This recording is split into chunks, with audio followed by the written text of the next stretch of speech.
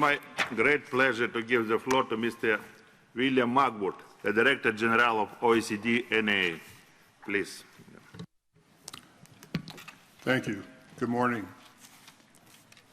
Good morning to ministers, colleagues, friends, fellow citizens of the earth. It's good to see all of you here and to see so many familiar faces. As we come together today, it's clear that we all have a very similar objective. We see a great need to transition how we use and make electricity. We see a great need to address the concerns of people around the world about the climate. Where perhaps we disagree with some people, you may have noticed, is how to do that. But how to do that is really the principal question facing us around the world at this time. The single most important issue in facing climate change is what is the right mix of technologies and methods that will enable us to be successful.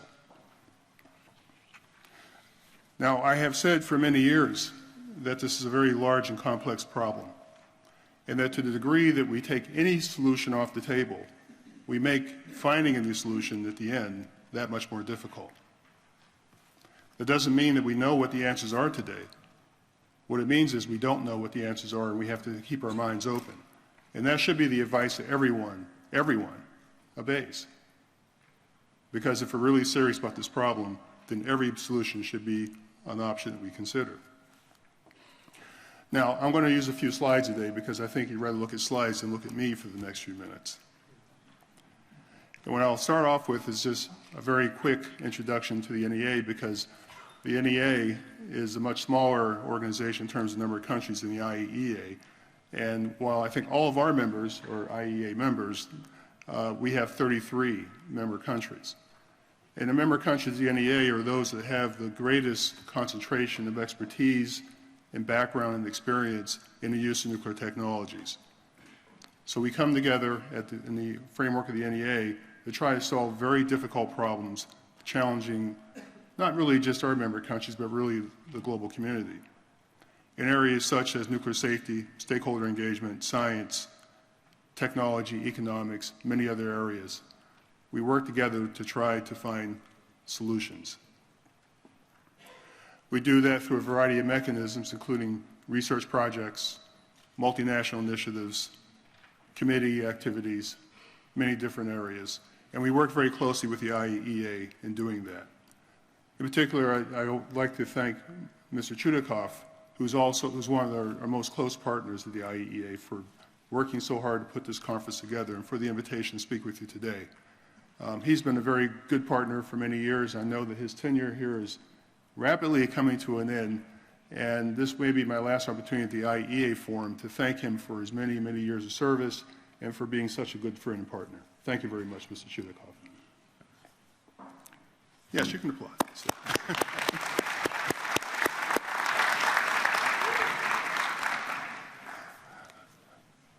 Now, back to the slides. Obviously, when we had the COP21 conference conclude successfully, it was the most important initial step that we've seen in many years. I won't go through the details of this. Everyone's very familiar with this.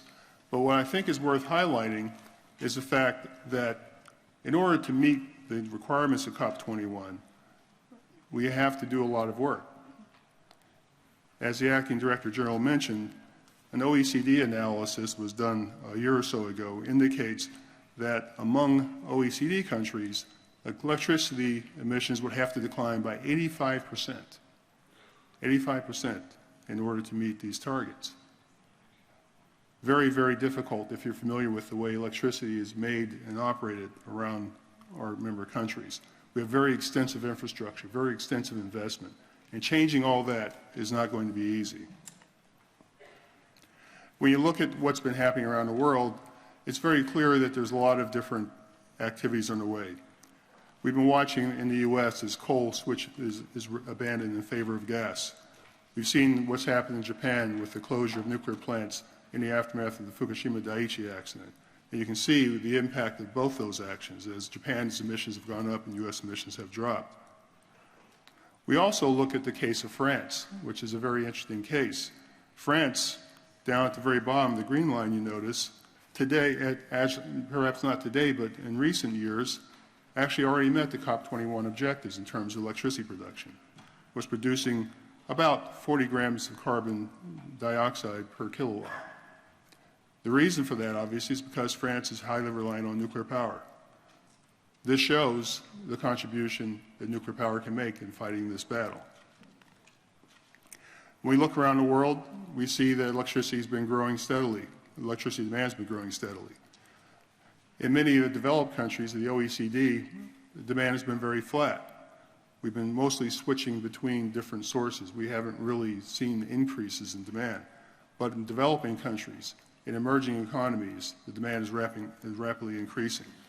And I think that this is something that deserves a great deal of attention as we think about these issues. Obviously, there's going to be a very large deployment of variable renewable energy around the world. This is not a bad thing. This is a good thing. This is an opportunity for many countries to use electricity in a novel way, in a way that doesn't produce environmental effects, in a way that is very flexible, but it also has some consequences. And due to time, I'm going to go through this very quickly. Some of our analysis recently has highlighted some of the consequences of high levels of renewable deployment.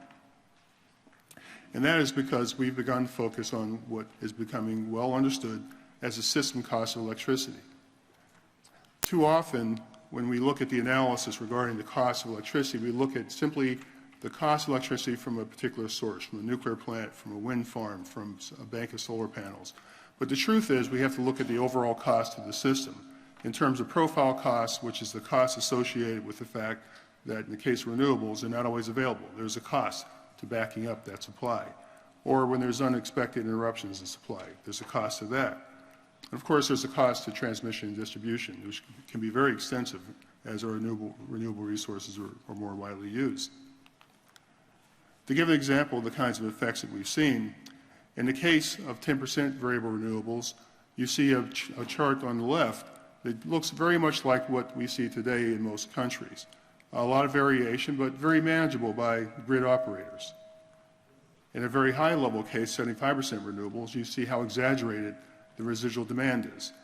The residual demand represents what everything else has to do to make up for when renewables are available and not available. I've talked to grid operators about this chart, and they said, we don't know how to do this. We don't have the technology, we don't have the methods, we have no idea how this would actually work. Now, does that mean we should not expand the use of renewables? No, but it does mean we have to recognize that there are costs that have to be absorbed. Those costs are represented on this chart, and I'll focus mostly on the chart on the left. In today's case, which is pretty close to the base case on the far left, you see that's the cost of producing electricity. As you expand the amount of renewables, you end up with the other side of the cost going up about double for the same amount of electricity. Do we want to see these costs go up and reliability go down, and at the same time still have issues with reducing emissions? The report that we issued earlier this year, the cost of decarbonization, makes some very solid recommendations. The most important recommendation is to recognize these costs. And to recognize these costs is very important because this is the path to make rational decisions, the path to balance the grid in an appropriate way. But we should invest in all low-carbon technologies, and we should also make sure we have adequate transmission and distribution. And the economists like this, and I see one of the people that worked on this here in the room today, like to tell me, even though I resist the idea sometimes, the carbon taxes are the way to go. Economists around the world agree with this. I'll make some bottom line points. To meet global requirements, all low-carbon technologies have to be applied optimally, with the cost allocated in the appropriate way. At the same time, electricity markets have to be modernized. This is probably the most difficult policy space we could ever encounter because reforming these markets is something that is both political, technical, and economic. It's going to be very, very difficult. We have to also recognize that while we will see a large deployment of VREs around the world, what that actually looks like in each country may be different. What works in Norway may not work in Australia. What works in the United States may not work in Brazil. That's okay, but each country should be able to figure out what the right balance is for its economy and its particular circumstances. There is no one-size-fits-all effort. And to the degree that dispatching capacity is needed, nuclear can serve a large role. As you heard earlier, there are new technologies. We tend to call them all SMRs, but there really are different types of technologies. Baseload SMRs are the ones I think that are coming coming to us first. And these are technologies that in many respects will replace traditional nuclear power plants in consideration around the world. Low cost, high flexibility, high quality, and the prospects of very, very high levels of safety that may perhaps see the days of off-site emergency preparedness disappear. That's something that's worth pursuing. But there's other types of technologies, distributed generation, mobile SMRs, small SMRs that we deployed for particular uses, microreactors, which is something that people are becoming very excited about, and Generation 4 reactors, which might be a little further out in some cases, but which people are pursuing very aggressively right now. All these technologies are now under consideration, now being developed, now going before regulators, and these could be game changers that could make a big difference as we go forward. The folks that we see who protest outside are very passionate about the climate, and I congratulate them for being passionate about the climate. But as they do so, many of them project an image for climate action, which is not really what many people want to see. Quite frankly, while riding a bike is good for you, not everyone wants to ride a bike to work every day. Not everyone wants to take a sailboat to go from France to the United States. It might be a pleasant thing to do, but it does take a bit of time. And as developing countries are looking to expand their infrastructures and pull people out of poverty, adding a few solar panels to a few houses is not what they're thinking. I talk to a lot of ministers from around the world.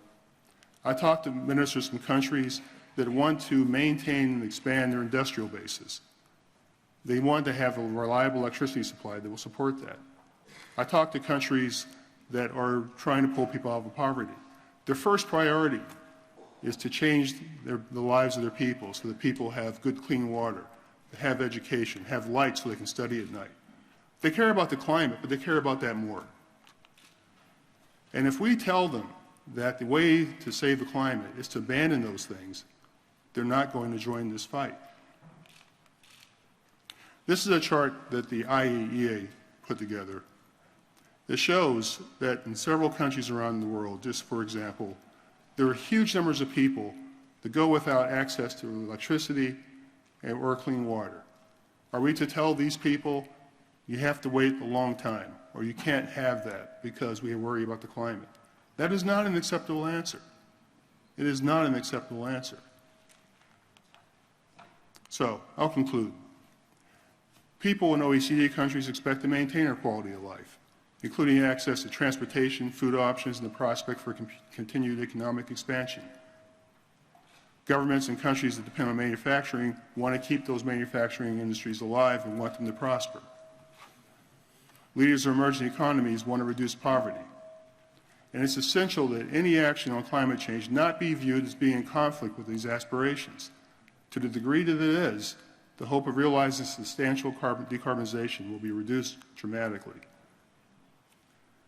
It's not that nuclear is the only solution to this, but it certainly is a solution to this. It's a solution where we can eat our cake and have it too. We can have expanded prosperity. We can have expanded access to energy. And we can do that without damaging the environment. To me, this is a very important message to begin to talk about. And it's a message, I think, that can make climate action more palatable to people around the world. A vision for the future that incorporates both renewables and nuclear together, I think, is a good message and one that countries around the world can accept. Thank you very much.